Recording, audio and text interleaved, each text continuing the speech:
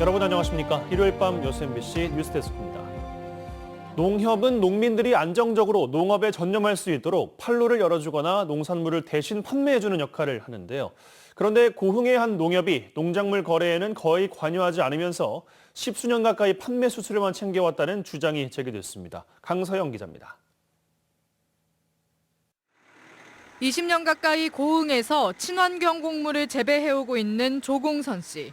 저장 창고와 운반용 지게차까지 갖추고 직접 유통까지 하고 있습니다. 이런 조 씨에게 어느 날 파령농협 측은 친환경 곡물 유통 실적이 필요하다고 제안해왔습니다.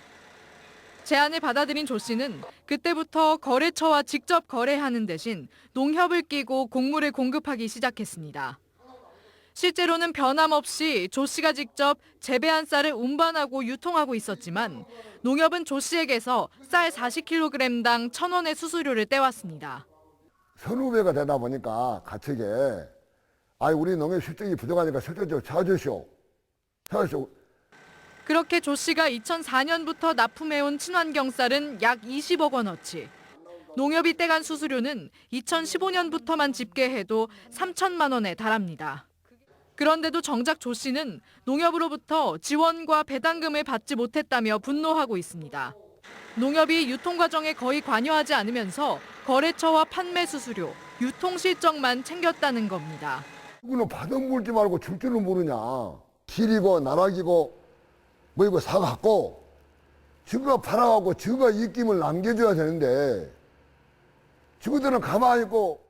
한편 파령농협은 조 씨에게 강제로 수수료를 요구한 적이 없으며 모두 상호 협의하에 이루어졌다는 입장입니다. 또 농협이 곡물 상하차 등 거래 일부 과정을 지원하기도 했다며 거래에 관여하지 않았다는 주장에 반박하기도 했습니다. 이제 와서 그동안에 10년 동안에 있었던 이런 부분들을 말씀을 하시니까 좀 저희들이 조금 그 부분에 난처한 부분. 한편 농협은 조 씨의 도움으로 농산물 유통 실적을 올린 점은 인정한다며 그 기여도를 반영해 조 씨에게 이익금을 배당할 방안을 마련하고 있다고 밝혔습니다. MBC 뉴스 강서영입니다. 가뭄이 심각해지면서 여수 광양 국가산단 입주업체들이 섬진강 물을 끌어쓰는 방안을 검토하고 있습니다. 한국수자원공사와 여수 광양 산단 업체들은 가뭄 장기화로 주암댐 용수 강령이 불가피할 것으로 보고 하루 10만 톤의 섬진강 하천수를 추가 확보하는 방안을 협의 중에 있습니다. 이들은 또 물 추가 공급 시 예상되는 섬진강 수계 주민들의 피해 보상도 마련하고 있습니다. 여수 광양 산단에는 주암댐 용수가 70만 톤, 섬진강 하천수 20만 톤 등 하루 평균 90만 톤의 공업 용수가 공급되고 있습니다. 광주 전남 소방당국이 제한급수 시 발생할 소방용수 부족을 해결하기 위해 대책 마련에 나섰습니다. 광주 전남 소방본부는 비상시 소방용수로 활용할 수 있는 지역 내 강, 하천, 저수지의 시설을 전수조사하고 실질적으로 물을 끌어올 수 있는 곳에 목록을 작성해 각 119 안전센터에 배포할 예정입니다. 지난 18일 기준 광주 주요 상수원인 주암댐과 동복댐 저수율은 약 31%로 내년 3월 고갈이 우려되는 상황입니다. 최근 각급 학교마다 수학여행과 체험학습을 떠나고 있는데요. 특히 자연 환경이 좋은 농촌에서 하룻밤을 머물며 시골의 정을 느끼는 이른바 푸소 체험이 인기를 끌고 있습니다. 김진선 기자가 취재했습니다. 숲속에 자리 잡은 작은 시골집. 귀농한 부부가 오붓하게 사는 집이 평소와 다르게 아침부터 분주합니다. 도시에서 수학여행 온 중학생 6명을 위해 신선한 재료들로 차려낸 정성스런 아침상. 등교 시간에 쫓기느라 아침을 거르기 일쑤였던 아이들도 오랜만에 느긋한 식사를 즐깁니다. 그 학창 시절을 돌아볼 수 있어서 제일 좋고요. 우리도 중2 때 수학여행 가면 우리도 그랬었지. 그리고 얘들이 막 아무리 짓궂해도 이해가 되고. 풀벌레 소리를 들으며 시골에서 하룻밤을 함께 보낸 아이들은 부쩍 가까워졌습니다. 대추를 수확하고 장아찌를 만드는 등 농촌에서의 일상도 체험하는 수학여행은 특별한 기억이 됐습니다. 맨날 도시에 있다 보니까 시골에 와서 할머니 밥도 먹고 오랜만에 좀 시골에 와서 이런 것도 따고 해서 기분이 좋았다. 강진군의 체류형 농촌 관광 프로그램인 푸소 체험이 운영된 지는 8년째. 코로나19로 주춤했지만 올해 하반기에만 전국에서 27개 학교 4,100여 명의 학생이 수학여행을 다녀갔거나 예약할 만큼 다시 인기를 끌고 있습니다. 김영랑 시인의 생가를 찾고 청자도 만들어보는 등 다채로운 체험도 즐겁지만 아이들의 기억에 특히 남는 건 시골의 정입니다. 모르시는 할머니 분들이랑 자는 거잖아요. 그래가지고 약간 걱정했었는데 여기 왔는데 막 인사도 했는데 할머니 분들이 다 약간 좋게 받아주셔가지고 좋아요.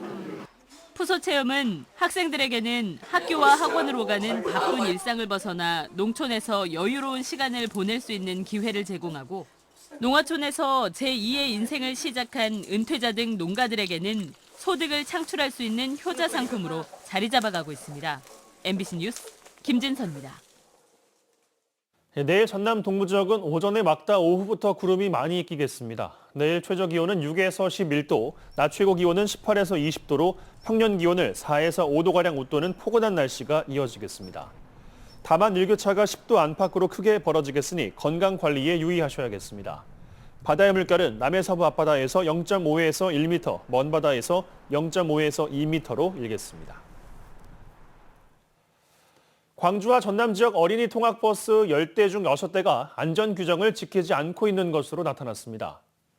한국교통안전공단 광주 전남 본부 등이 지역의 유치원, 학원, 초등학교 등 47개 기관 어린이 통학버스 916대를 조사했더니 전체의 62.8%인 631대에서 시정사항이 발견됐습니다.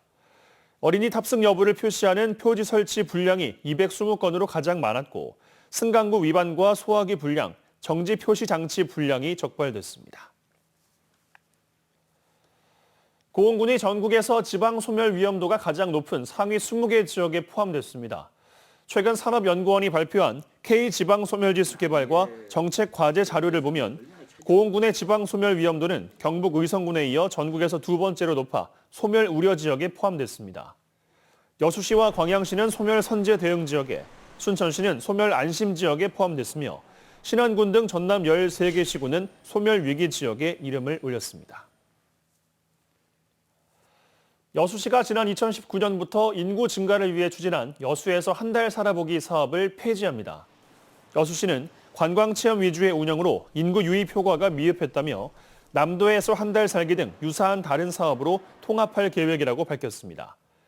여수에서 한 달 살아보기 사업 참여자 가운데 여수로 이사를 오거나 정착한 사례는 단 한 건도 없었으며 2021년에는 코로나19로 사업이 중단됐습니다.